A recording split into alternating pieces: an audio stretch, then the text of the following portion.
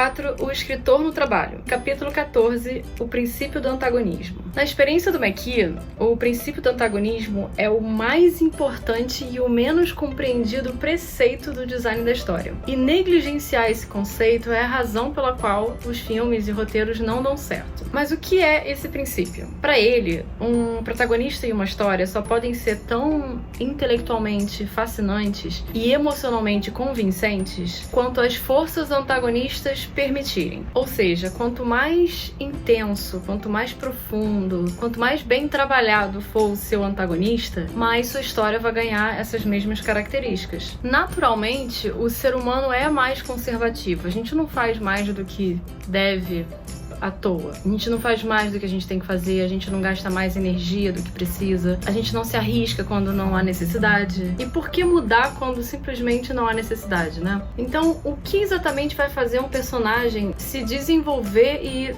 se tornar profundamente empático? O que vai trazer vida a essa história? O lado negativo. Quanto mais você adicionar complexidade ao antagonista, mais o protagonista vai se desenvolver. E essas forças do antagonismo é que não tá dizendo exatamente, não é exatamente um vilão. Ele não tá falando só de uma pessoa. Vai ser tudo que se opõe ao desejo e os objetivos do personagem principal. Tudo que for contra, né? Tudo que for antagonista as ideias principais, ideias, né, de objetivo e desejo do protagonista. E a ideia não é dar mais energia ao lado negativo da história só para desenvolver o personagem principal, mas também para guiar a história até o clímax e até aquele final que vai ser brilhante e super satisfatório, levando o personagem e a história até o fim da linha. Aqui é que as coisas complicam um pouco e o McKee ele vai apresentar algumas técnicas para guiar a nossa autocrítica, para a gente conseguir responder essa questão, ver se a gente conseguiu criar intensidade suficientes para essas forças antagonistas, para que o lado positivo possa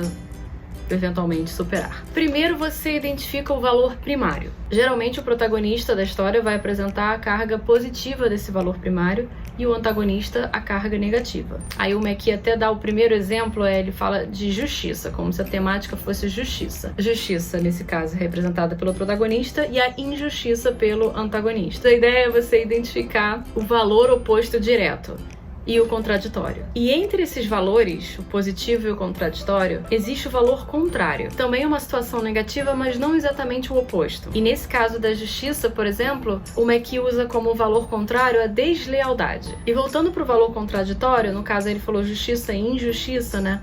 A gente não pode pensar que isso é o limite, que existe algum limite nesse valor. Você pode ainda ter mais do que esse valor negativo. E aí ele chama isso de negação da negação. É uma força do antagonismo duplamente negativa.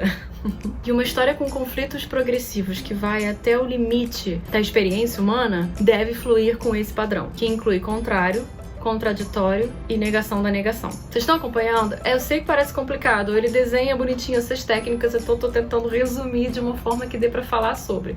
Mas é bem simples, na verdade. E só pra ficar mais claro, ele explica o que é a negação da negação, que significa que uma situação não muda apenas quantitativamente, ela muda também qualitativamente. E seguindo o exemplo do McKee da justiça, no caso essa negação da negação nesse momento seria a tirania. Tem uns exemplos muito legais de filmes e séries policiais que lidam com esses valores e McKee mostra como eles são distribuídos na história. Onde que tá a justiça, onde que tá a injustiça, onde que entra a deslealdade, que é o valor contrário, e a negação da negação, principalmente. É bem esclarecedor. Ele também dá outros exemplos, como amor e ódio, o amor na carga positiva, o ódio na carga negativa, a indiferença sendo o valor contrário e o ódio de si sendo a negação da negação. Pescou? O exemplo com verdade, que ele usa também. Verdade, carga positiva. O que seria a carga negativa nesse caso? A mentira, que é o valor contraditório, né? O oposto, tem que achar o oposto disso. O contrário, o valor contrário vai ser o quê?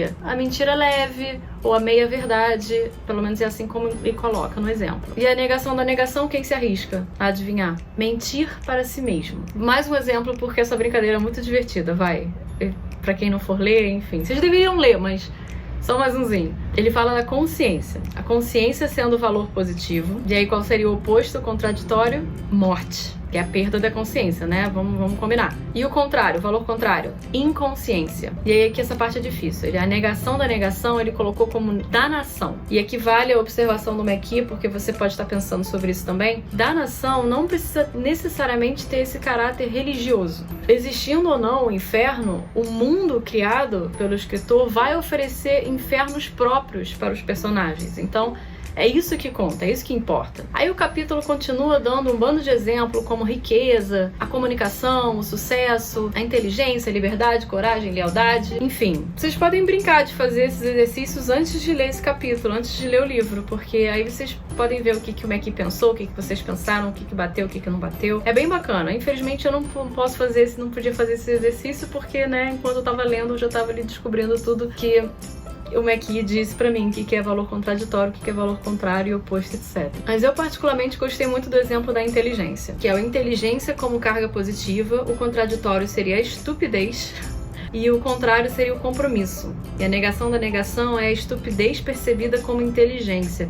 Cara, essa hora me fez lembrar do filme Debi Lloyd, sério. E realmente faz sentido funcionar. A galera em volta pensando que o Debi Lloyd se trata, né, os dois se tratam de profissionais e, enfim, vão atrás dos caras. Os caras são mega Debi Lloyd. Anyway, o bacana dessa técnica também, que o McKee mostra nesse livro, e com os exemplos e tal, é que além dos valores, ele também dá o exemplo dos dilemas que são enfrentados nessas histórias, nessas séries que ele comenta. E as escolhas difíceis que os personagens têm que fazer, que vão determinar a mudança dessas cargas. Outra coisa que é importante ressaltar também é que a negação da negação não necessariamente funciona só em histórias trágicas. Funciona com o cômico também. Até o entretenimento vai levar os personagens pro fim da linha e essas ações vão atingir um limite. Eu lembro de Friends. Friends é isso, né? Você vê os personagens sofrem pra caraca também, eles chegam até o fim da linha de alguma decisão e precisam resolver, mesmo sendo uma série de comédia. Essa técnica, resumindo muito aqui, é para mostrar que o escritor não precisa sempre usar apenas dois valores opostos. Uma história nunca é sobre apenas amor e ódio, inteligência e estupidez, verdade, mentira, escravidão, liberdade. Tem muito mais valor envolvido, tem, né, o contrário que ele mostrou, a negação da negação. E se uma história não atinge essa negação da negação, ela jamais será brilhante. Palavras do McKee. Pode até satisfazer o público, mas jamais será sublime. Sublime.